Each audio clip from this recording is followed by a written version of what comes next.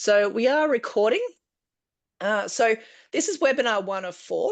So this is going to be very much high-level business resilience to go through what those key components are. And then webinar 2, 3, 4 go into more detail around emergency management, business continuity, and critical incident management. So there'll be details at the end as well in terms of what those next steps might look like. If you have any questions at all throughout, feel free to pop it into the chat room. We will pause a couple of times as well to go through any questions and address any questions that the team has. There'll be some opportunity at the end as well to do a bit of a deep dive into certain areas. All right, so just a bit about the Bounce team. We have been working in the school space and resilience space for 25 years. We are a consulting company. We work in consulting, education, e-learning and products. Very much around the emergency management, business continuity and critical incident management. So all things resilience we are right into, and very passionate team with a diverse experience as well. So that's just a little bit about the Bounce team. Won't go through a huge amount about that because I'm pretty keen to get stuck into emergency management. So overview, what we are going to go through is what to be prepared for. We'll go through various incident levels. We'll go through the impact of not being prepared. Then what we'll do is go through best practice requirements for schools around emergency management, critical incident management, and business continuity. There will be a few activities throughout, and there's a final quiz at the end as well, and there is a prize. So there'll be a bit of a Kahoot where we can run through that component at the end. Okay, so just some administration, please engage. If you've got any questions at all, this is the forum to run through it. So please do ask loads of questions. It's going to make it a lot more interesting for everyone else and an opportunity to learn from everyone else in this forum as well. The audio has been muted. Feel free to pop into the chat room. If it still sticks with a relatively small group, we may unmute. But for now, any questions or comments you've got, pop it into the chat room. David's monitoring that and we'll go through that periodically. Videos, feel free to have them on or off, completely up to you on that one. And a copy of this webinar will be circulated afterwards, and we'll also provide a report. We've got a couple of activities and we'll be summarising key components within today. So we'll be able to summarise all of those for everyone as well. To kick off with, it's always good just to have a look at what is happening in the news. What sort of incidents have happened? So that we can explore the variety and the diversity in terms of incident management, emergency management, and business continuity. So in terms of these key, some examples here, and these are just a selection. So we've got the Land Rover. I drove into a playground and unfortunately a couple of students passed away and 12 were injured. We've got here 2 injured in a knife incident at a secondary school. And apologies if this is close to home for anyone in terms of some of these incidents that have happened. Feel free to pop in the chat room as well, anything that you've got to comment about these ones. School was evacuated. This was actually due to a threatening message. So you can see then again, diverse experience in terms of the incidents. We've got a bus crash. So very common in schools. We've got a ransomware attack, so cyber across a school, anti-Semitic incidents, so a bit of a cross-section there in terms of different types of reputational incidents. Major incident declared, so that was actually a suspected carbon monoxide leak, so potential gas leak. Flooding, again, just gives a bit of a variety in terms of different types of incidents. So it does give us a bit of variety. There's multiple incidents. We do want to keep it nice and easy, though, with everything we do. Despite the fact that there may be multiple incidents, we want to keep it simple. And most of the time when there has been some sort of a disruption, people's safety is always going to come first, which is your emergency management component. This haystacks diagram, this gives us a really nice view of incident levels from start to finish. We obviously kick off with risk management first, objective being to minimise the impact should an incident happen, but prevent it in the first place if we can. No doubt you've all got risk management frameworks in place. You're doing regular risk assessments, you're doing training, you're doing exercising, you're doing what you can to mitigate risks as much as possible.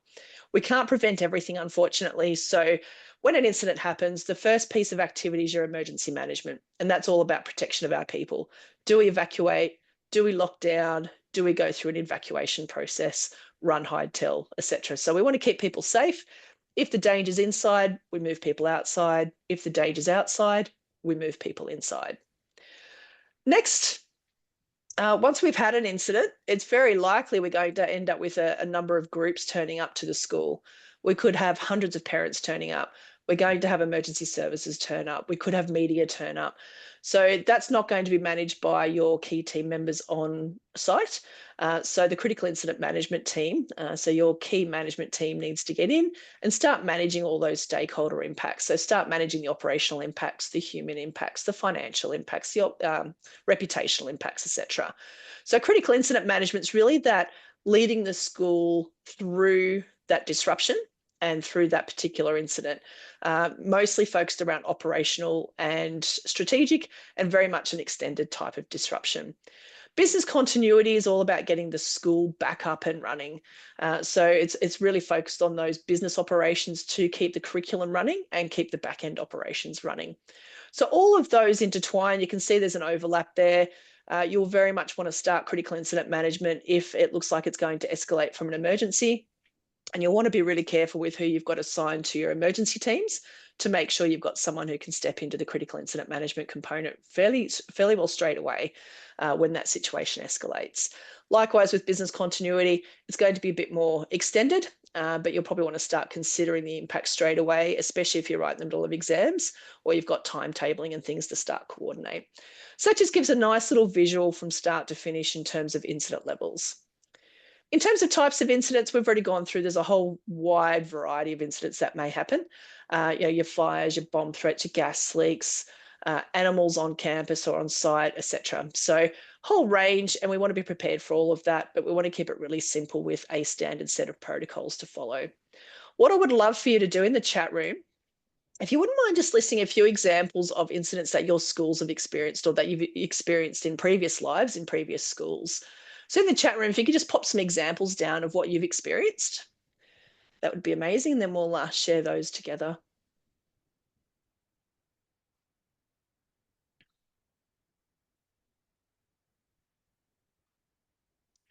All right. So we've got aggressive intruder, thank you. Fire in part of the school. Drug dealers. Boiler fire out of hours. Yep, out of hours is always a little bit tricky. Cold weather caused purse pipes. Yep. Violent parent, bus crash, kiln fire. Yep. All right, so we've got some good examples there and a bit of variety. Dogs running free, that's always one that comes up. Every school that I work with have always had some form of animal type of disruption. Intruder, fighting parents in the playground, unfortunately, that seems to be a bit more common. Roof blown off, all really good examples. And essentially we want to keep, again, keeping it simple is going to be really important. If there's danger, we move people out of danger and start managing the impacts from there. All right, what we're going to do is just launch a bit of a poll as well. There is going to be a bit of interaction in this webinar, so we'll have a few opportunities for polls and for chat room discussions.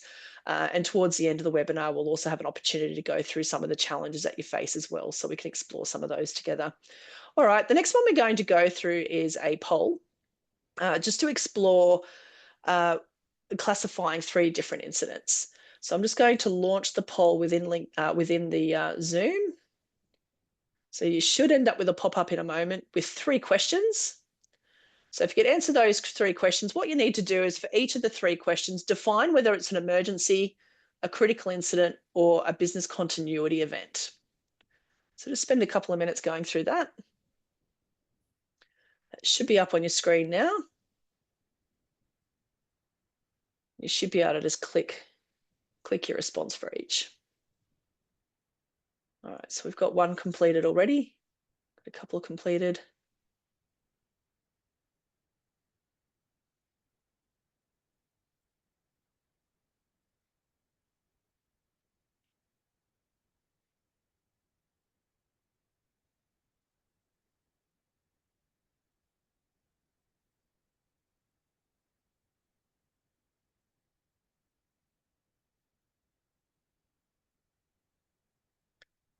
All right, I can see we've got 13 responses. Just give another 20 seconds for anyone else that wants to pop their responses in.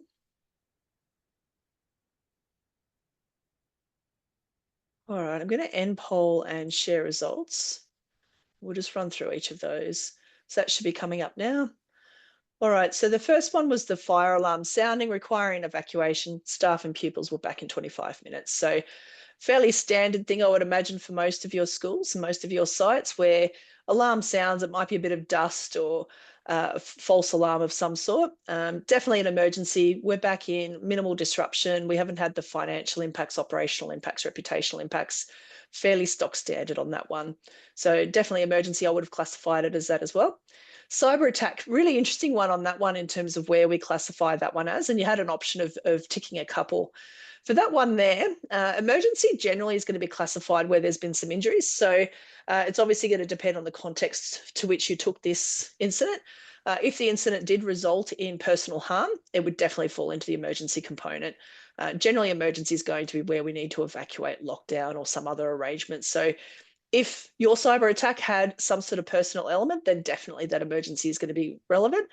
Definitely critical incident. It would have had an overarching impact for your school. You need to get the executive together to manage it. And business continuity, absolutely. You could be without your system for a day. You could be without your systems for a few weeks. So you are then going to have to jump into recovery mode and start working out how you study, get your pupils studying remotely, and how you manage those components, as well as getting all the systems back up and running. Reputationally, massive.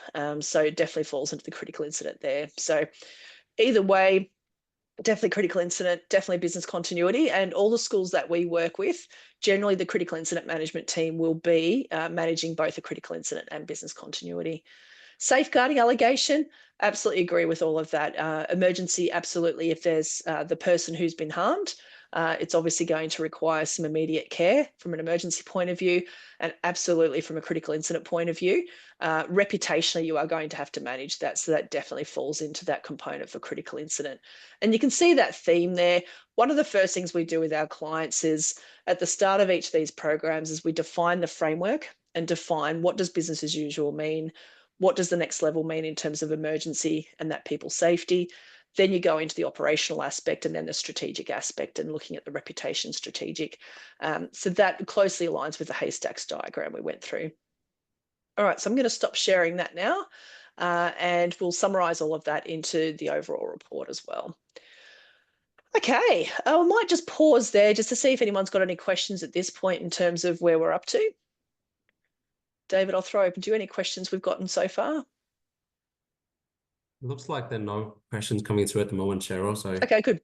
All right, we'll keep it rolling. Okay, so impacts, and we're about to get into the sort of meaty part of the webinar in terms of all the different components and best practice. But essentially with everything we're doing from a resilience point of view, it's going to be about assessing the impact, assess the situation, and make a decision on what needs to happen.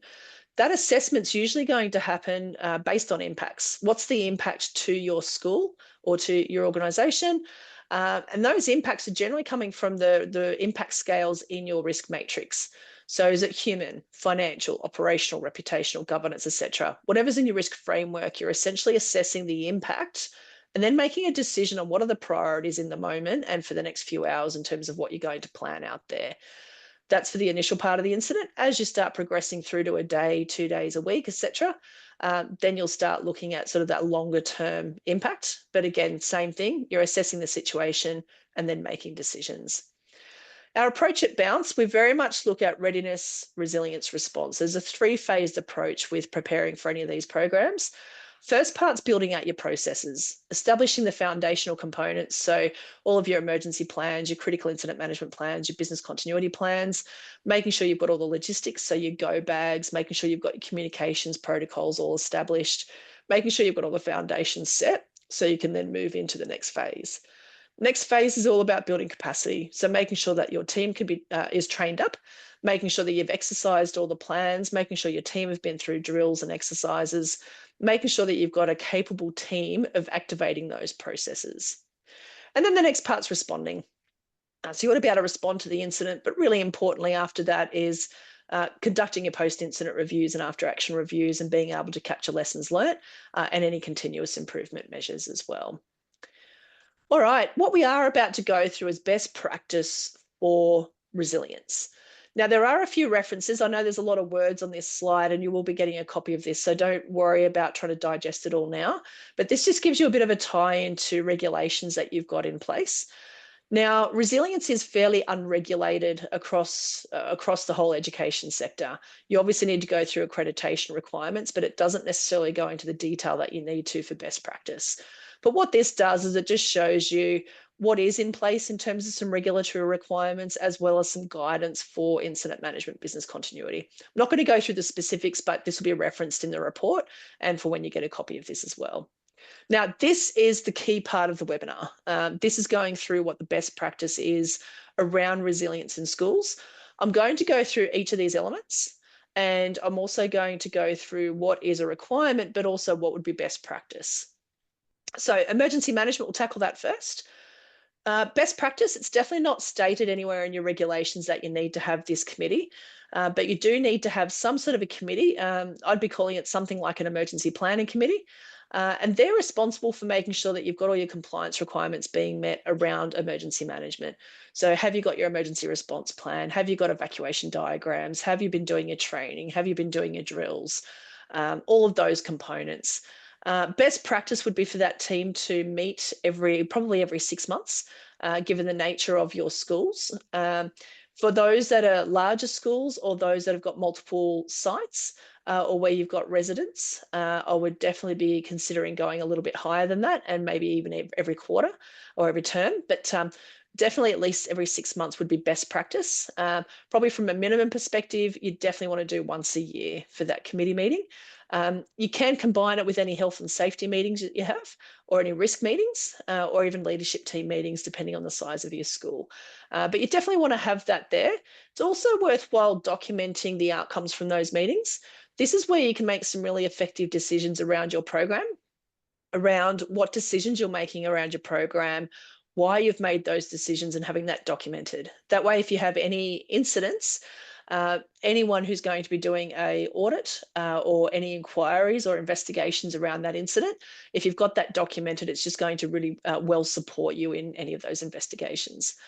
The threat assessment, would definitely recommend doing that annually. It is a requirement from a regulatory point of view to do an assessment. It doesn't state how often, but I would be doing that annually. And that threat assessment is to identify what could happen.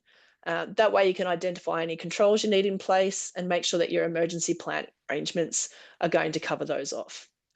Evacuation diagrams, again, it's not stated really clearly as to what the specific requirements are around that within your regulations, but your evacuation diagrams need to be placed around the buildings and show where you are. So a nice clear "you are here" to show a person who's looking at those diagrams where they are, showing all your emergency equipment, how do you get out of the building, so all your egresses, as well as where your assembly areas are. Recommended that would be updated every 5 years, or when you've had some site changes or any construction or renovations or changes to your major assembly areas or anything like that. You want a school emergency management team. You want a team that's going to be able to respond initially. So you want a team that's going to be able to manage roll calls, a team that's going to be able to manage clearing the buildings and making sure you've searched buildings to make sure that everyone has actually left. So you want a structured team that's going to manage those processes. In our second webinar, we'll go through quite a bit of detail around all of these emergency management arrangements and some examples and samples of what that might look like as well. Your emergency response plan, you do need to have a plan in place. Again, the regulations don't specify exactly what you need to have in there, but you definitely want to have a plan that outlines how do you evacuate, how do you lock down, what's your evacuation process, what's your run, hide, tell process. You want to have your emergency management team details in there, emergency contact details, and you'll also want specific response processes for things like bomb threat, gas leak, electrocution, fire, all of the things that you've identified in the threat assessment. Warden identifiers are going to be quite important. So whoever is on your emergency management team or your response team, being able to identify who's doing what and what their roles are. That might be through caps or vests or some color identifiers, and it just helps the team coordinate amongst themselves. But also when emergency services arrive on site, they can see who's in charge and see that you've got some sort of hierarchy in place. Grab kits are a requirement. And the grab kits are going to allow you to have enough gear to get yourself set up. So if it's after hours, do you have torches? Have you got whistles for the smaller schools that may not have building alarms? Pen, paper, just some of those basics, just a quick reference in terms of what the key roles are. Even having some a power bank and some multi-chargers to be able to charge phone when you're out of the assembly area. I'd suggest you go the next stage further and having an evacuation kit, because you may end up being at the assembly area for 4 hours or 5 hours or 6 hours, depending on what the circumstances are. Even if you've made a decision to evacuate and organise parent pickups, you may be in a position where you've still got some pupils that you need to look after. So having enough in that kit where if you're not going to be able to get back into the building, you may be out in the elements, you may be out somewhere where you don't have all your usual amenities. Having enough equipment with you to be able to manage that's going to be really important. From a training perspective, the regulations just state that you need to make sure staff are trained. That's probably not so sufficient for best practice in schools. And what I'd be suggesting is that you break that down into, whether it's a chief warden, however you want to term your emergency management team, but whoever's coordinating the events and coordinating the evacuations, evacuations and lockdowns, whoever's coordinating that to have some training, whoever's sweeping the buildings to have some separate training. I would train up your receptionists as well to make sure that whoever is taking incident calls is trained up on how to take the calls, what questions to ask, and how to brief the person in charge. That's going to be really important. And sometimes that's the first point of call for your emergency response or incident management. You'll also want them to be able to take care of personal threats. So quite often they'll be the front facing of your schools. So if you have an angry parent coming in, quite often reception or front office are going to be the ones front facing for that. So providing them some expertise in terms of how to manage that's going to be really important. All staff, you definitely want to train them up. I'd be suggesting for your emergency management team or the first responders there that they get training every 6 months. That can be a combination of face-to-face and e-learning. But you definitely want some sort of education on a regular basis so that it becomes second nature and your team know what they need to do. For all staff, I'd be training them once a year, and reception, I'd be training them once a year as well. Now, for those of you that have got residents, so boarding pupils or residential pupils and staff, I'd be training them up every 6 months, including the pupils, just so that they know, especially after hours where it's a bit higher risk, on what they need to do to look after themselves after hours and when they're in the residences. Off-site leaders, whoever's looking after your camps and excursions and outings, really worthwhile training them up and giving them a briefing on what they need to do when they're off-site and how to manage that. And then your emergency planning committee. So whoever's responsible for managing a program, providing them a bit of training as well. And I'd suggest annual for that one. Again, we'll provide all of this in a report and a bit of a summary from today. From a drills perspective, again, regulations don't really state how often you need to have them. I'd definitely be suggesting at least 2 evacuations and 2 lockdowns per year. We often combine them when we run them with our school clients. We end a lockdown with an evacuation so you can facilitate roll call processes and sweeps. Again, we'll go through more detail in our second webinar, but I'd be recommending 2 evacs, 2 lockdowns per year. Quite often it might be once a term, and depending if you've got the real little ones, if you've got sort of the early learning children, you definitely want to do it a little bit more regularly. All right, that's best practice for emergency management. I'll run through critical incident management business continuity, and then I will pause just so that we can go through any questions that have come through. All right, so critical incident management.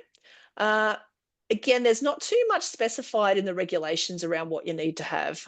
There's nothing really stipulating that you have to have certain teams or certain responses, but there is a lot of guidance out there in terms of what you could have and what best practice is. With all the schools we work with, this is a nice set process in terms of what you might want to put in place. So definitely having that structured team. You probably want a different team to who's responding to your initial emergency, and it's usually going to be your leadership team or your executive. So they will be going through and managing the critical incident. So you want a structured team to be able to manage that and make sure it's really clear on what the roles and responsibilities are within that team. You want a critical incident management plan, which will outline what those roles and responsibilities are going to be. And you want to keep it really simple, having an escalation checklist from start to finish for all types of incidents, and potentially another checklist for some of those more out there type of processes, such as run, hide, tell, when you've got an armed active offender or an allegation or a self-harm or suicide. Some of those processes will extend beyond an emergency, and you may want to some extra protocols around those. Having defined escalation and notification points, that is definitely one that is outlined in the regulations, that you do need to have it specified in terms of how you're going to notify your teams, how you're going to activate your teams, and what's your communications plan. And that would dovetail with emergency management as well as critical incident management. You want some assessment tools.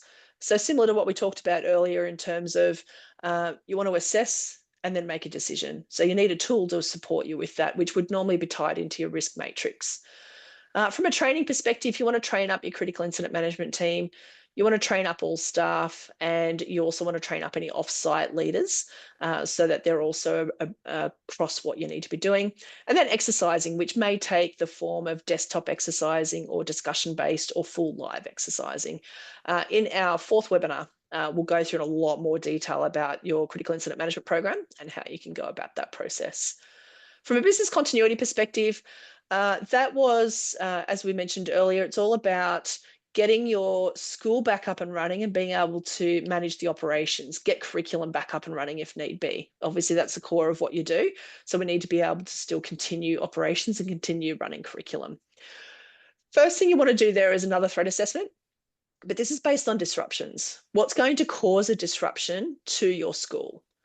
From a business impact analysis perspective, that is the most detailed process of business continuity, and it really sets the framework of what you want to include.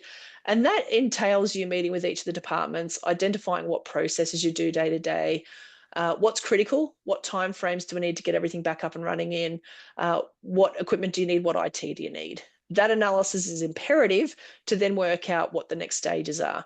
Recovery strategies, this is outlined in your regulations in terms of the minimum you need to have. So you want to be able to outline things like, if you lose a building, if you lose access to your campus, if you lose IT, if you lose a critical person. Some of you that have got residential, you'll need to think about, if you lose your residential, what are you going to do with your pupils then if you need to relocate them? Loss of supply chain is another one. So the recovery strategies are the disruption scenarios essentially you need to have a checklist for, that gets built into then the business continuity plan. Now, my suggestion would be that when you're building out your plan, if you haven't already done so, with all our schools, we consolidate the critical incident management plan and the business continuity plan. For all the schools we work with, it's the same team that will manage a critical incident, that will manage a business continuity. So to keep it really simple, we have one plan and we have a little module within that plan for business continuity, just to keep it really simple. You'll then want to run training for the team. Again, I would probably consolidate that with your critical incident management team training. And then your critical business function testing, that's the IT testing. So your IT team should have disaster recovery plans, which is the technical aspect of getting your systems up and running. You'll want to couple that with your critical business function testing. So for example, one of your critical business functions is going to be, how do we answer the phones? So we want to make sure we can divert the phones if the IT is down. Another one's going to be accessing healthcare records for your pupils. How are you going to do that if your systems are down, if your healthcare records are based on server-based information or on premises? So that critical business function testing will enable you to test to make sure that you can recover your critical business functions, even if your systems are down. So it would definitely be done in conjunction with your IT testing. Okay, that is best practice, and we are going to go through these in a lot more detail in webinar 2, 3, and 4. Wouldn't mind just taking a moment, just going through any questions that we've got in the chat room, and before we jump into discussing some of the key challenges around implementing. So looking through there, David, any questions that are in there? Seems like just a questions about drill, Cheryl. Yep. Andrew, should students be involved in drill, and if so, to what extent? Yep. So the regulations do actually state something about that, and it's mixed in terms of whether you want to include them or not. I'm a big fan of including students, but making sure that you've actually conducted training for your students first and briefed your students in. Anyone who is SEND So anyone who has those specific needs around both the curriculum, but also managing these sorts of situations, taking them through social stories, walking them through those processes first. But I'm a big fan of involving students. You don't need to make it too dramatic, but it's really important they know what to do, especially if you're emergency processes, and this is just for emergency management, but if it happens during recess or during lunch, or if some of the staff are compromised, you want your students to be able to take care of themselves to a certain extent. So I'm a big fan of keeping them included, so that you can actually get them somewhat self-sufficient and helping themselves as well, because there may be a situation where there's not enough staff, and initially students need to get themselves to safety. So it's not something that is nice to think about, but I would be involving everyone if you can. Thank you, Cheryl. There's another question here. Some school in our MAT are very small, under 50 pupils, and only Yep. 2 or 3 teachers. How can we make this level planning and training feasible for them? Yep. So we've worked with a number of schools that may have 10 to 20 pupils all the way through to 3,000 pupils. So good mix there. It does make it very challenging when you've only got a few team members, but essentially you want to keep it as a really simple plan. You don't need to overdo it too much. You do need to have, obviously, making sure you've got a simple plan in place to be able to evacuate, lockdown, or evacuate. And with 50 pupils, that will probably make it somewhat easier, because you can do your roll calls really effectively, get them out when you need to. And what I'd be doing there is, with your 2 or 3 teachers, you'd have one person in charge, and then you'd probably have someone taking everyone else out to the assembly area, conducting roll calls. You'd have someone going in to do a quick sweep. Then obviously, when it comes to critical incident management, whoever's in charge would then start managing media. What I would suggest, having your network built up here is really important. So if you are part of a larger group, looking at what arrangements are in place for that overall group as well. So who else can you lean on? What other schools are in the area that you might be able to lean on to be able to get that additional support if need be? If you do have a massive incident, 2 or 3 teachers, it is going to be a challenge to be able to manage it. But being able to tap into the network. Emergency services will obviously be able to help for the initial parts, but having that plan in place and actually planning out and going, well, we do only have 2 or 3 people. What are those specific roles, and who can we tap into externally to be able to provide some additional support if need be? And that's all part of that planning process of exploring that, but it's definitely doable. And the smaller the school is probably somewhat easier in terms of getting people in and out, but there are the challenges in terms of your multiple staff are going to be wearing multiple hats.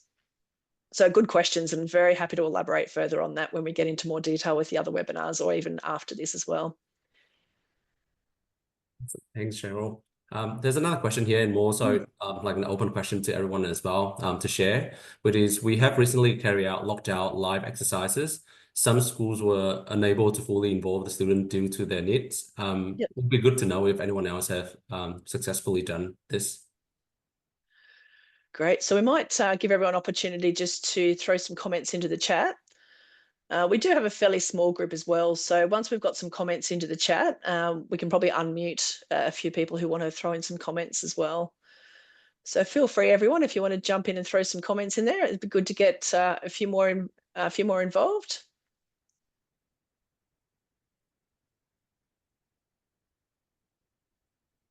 While you're waiting for that, from my experience, we've always been able to get most people involved.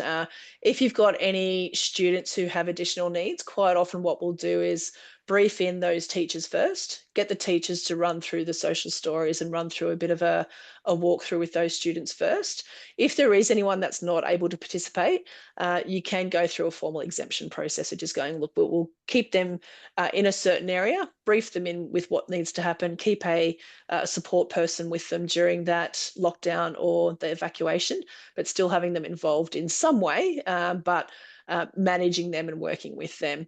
One of the things you want to do as well is you want to have and this is a regulatory requirement, to have a PEEP, a personal emergency evacuation plan. So if you've got anyone who does need additional assistance during an emergency, filling out a PEEP and having that clearly documented in terms of what they need is going to be really beneficial, whether it's physically or whether it's emotionally or whatever might be needed. So it might be that they need to be holding hands with someone, or they need to be involved, and you give them a hat or a fiddle toy or headphones or whatever the case is. It's working with them to make sure there's a plan and then being able to play that out during the drill as well. All right, good. So what we might do is move on from there. If you do have any other questions, feel free to throw them in. What I would like to do, though, is in the chat room. So next activity is I would love for you to list out what some of your challenges are going to be. We've already had a couple raised there in terms of being able to involve some students, and also what do you do when you've got a small number of team. What I would like you to do in the chat room, list at least one would be great. Just some of the challenges you've got with either implementing the program or responding to an emergency or incident. This is going to be something that everyone can share. And what we'll do post this webinar is we'll actually provide a response to each of those as well. So if everyone could jump into the chat room, jot down at least one challenge, feel free to throw in more. We'll be able to respond to that, but it also gives us a few extra things to talk about in the next webinars as well.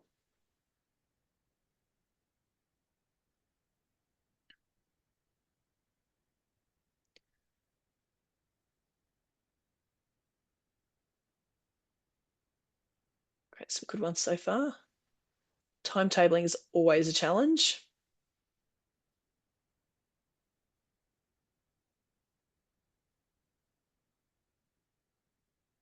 Yep. Great, so we might run through a couple of these. Feel free, if you've got more challenges, feel free to throw them in there as well. All right, so I've got the chat room in front of me, David, so I can now see a couple of these ones coming through. Multi-gate entrances is always a challenge, especially from a security perspective. Having some security and a security review is going to be a good one. We'll respond more on that one in the written update. Training outside of your normal times is going to be met with resistance, absolutely. You want to make sure your training's nice and engaging as well, and make sure people are looking forward to coming to the training and they're going to get something personally out of it. But it's obviously anything outside of sort of the union or the requirements is going to be quite difficult. Again, we'll respond to that one. Students and staff, definitely the PEEPs for the staff, it is quite challenging, especially around the confidentiality. And that one there, you can actually just, providing some staff training in terms of what the need is, and even keeping it pretty restricted to HR and having that as a HR function. And then just advising the chief warden. But it is a tricky one because you can't force staff to advise if they've got conditions. But it's also about that training up of your response team to make sure that they're aware that if they do come across someone, what do they do with that person they may not have been aware of it in the first place. Completely surrounded by houses, yep, absolutely. When you're in those urban, very built up areas, it is very challenging to manage incidents. So again, we can provide some responses to that one. Taking it seriously. Phones, the VoIP phones, yes, from a business continuity perspective, that makes it really challenging, and the phone signals. So again, there's a couple of things we've got suggestions for there. So these are all really good things, some great challenges there. So thanks for popping those in. We'll respond to those via writing, but what we'll also do in the next webinars is we'll explore on those a lot more detail and actually flesh those out into some solutions as well, and get some solutions from everyone else and get some really good engagement around that. All right, fabulous. All right, what we're going to do now is jump into a quick quiz. Now, there is a prize for this as well. So there's going to be about 8 or 9 questions. I'm going to bring up the Kahoot now. So bear with me while I just get that set up and linked in. Now, the winner, I don't know if anyone's used Kahoot before, but the winner will actually get a go bag. So you'll get sent that. I'm just linking into the Kahoot. And if you think about any other challenges, feel free to pop them in the chat room as well throughout the next 15 minutes or so.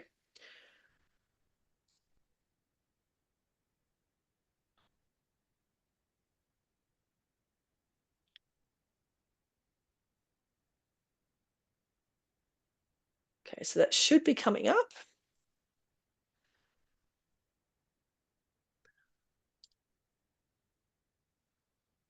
It's host live. Okay, allow this. You should get an invite in a moment. You should start hearing some music in a moment.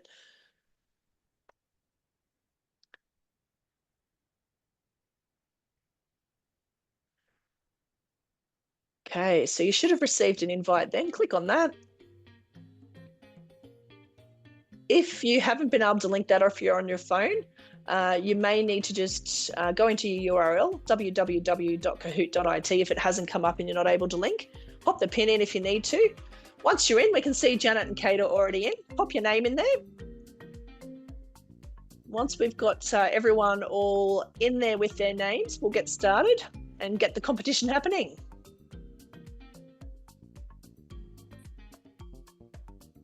We've got Andrew, Lynn, Babs, Monica, 𝐡𝐨, Janet, Kate, RH, Lisa, nice.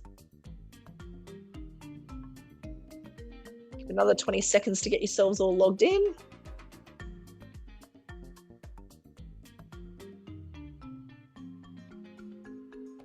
Now, if you haven't used Kahoot before, what's going to happen is a question will come up. You'll get to pick your answer. The person who answers correctly will get more points, and it's based on speed as well. So get in nice and quick and answer correctly, and you get more points. As I said, the winner will get a go bag, which we will post out to you once we get your details. All right, I think we should have, we've got 11 people in at the moment. So once we get started, you should still be able to jump in, but we've still got some more joining. If you're having any issues with connecting, just pop it into the chat room and David can help you out. All right, let's get started.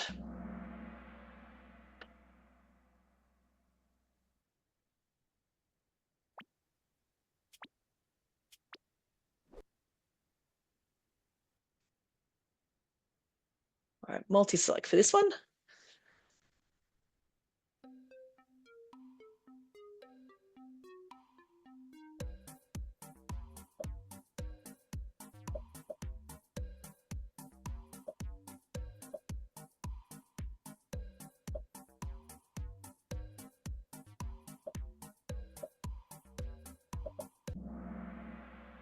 All right, good stuff. So we've got the 3 there in terms of incidents you need to be prepared for. All right, staff running late. Interesting that we've got some in there, but we may be a business as usual, definitely a concern, but probably not hitting the incident levels. All right, so RH, fantastic. I don't know who RH is, but we'll find that out if you end up winning. Okay, brilliant. On to second question.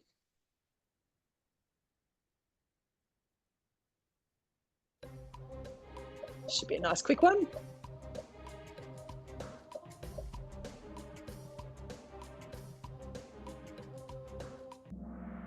All right, of course we do. See who's in there. Oh, still the same rankings. Okay. Armed active offender.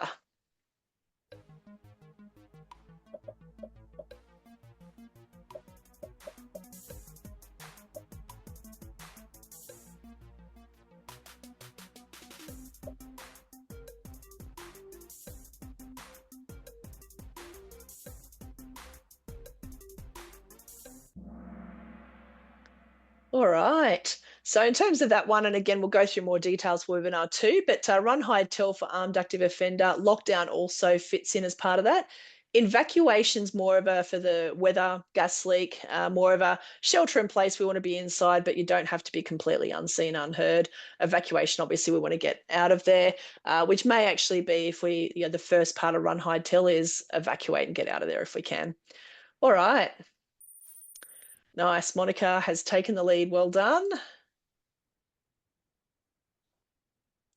All right, this is best practice. I've referenced this in the training section.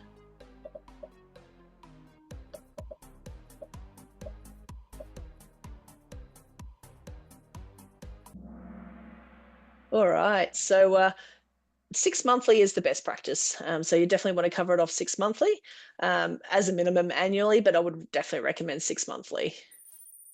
All right, nice work, Monica. Rena's coming up, Emma's coming up. Okay, I think I only referenced this once.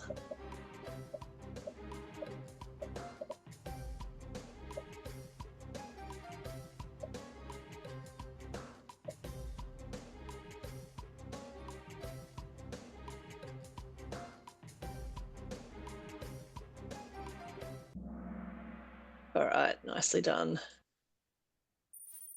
Oh, nice. Monica's still in the lead. A few more questions left.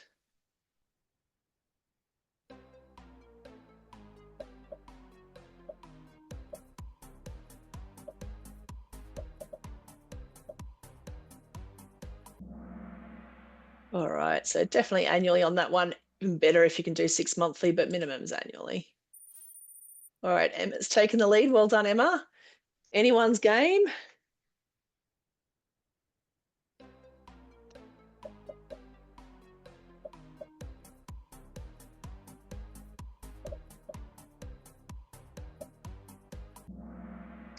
Nice, evacuation, definitely.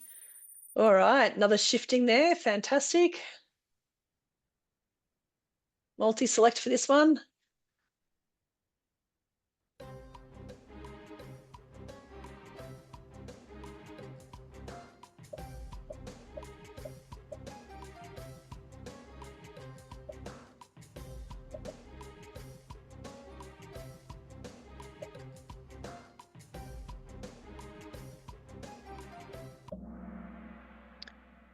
All right, nice one.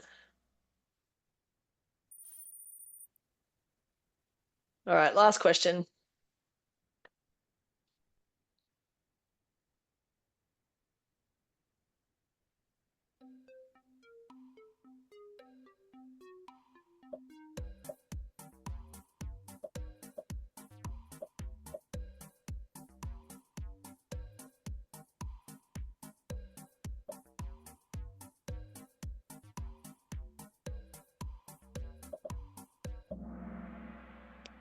Nice one. All right, so that's all about getting the school back up and running. Let's see who's on the podium. So 3rd place. Emma, congratulations. H, 2nd place. We'll see who the winner is. All right. Nice work. All right, David's taken a note of that. And whoever 𝐤 𝐒𝐡𝐨 is, if you could just pop your details in the chat room. I'll just close out of there. I'll probably need to reshare screen, I'd suspect.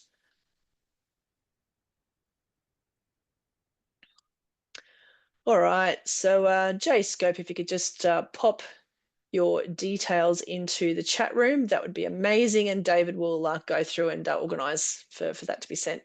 Okay, brilliant. All right, well, thank you for participating. That's a nice, fun way to end the webinar. Now, we might open it up. We've only got a couple of minutes left, but are there any other questions that have come through the chat room? Or if you have any other questions, feel free to pop them into the chat room. We've got a couple of minutes of question time, and then we'll hand over to Peter.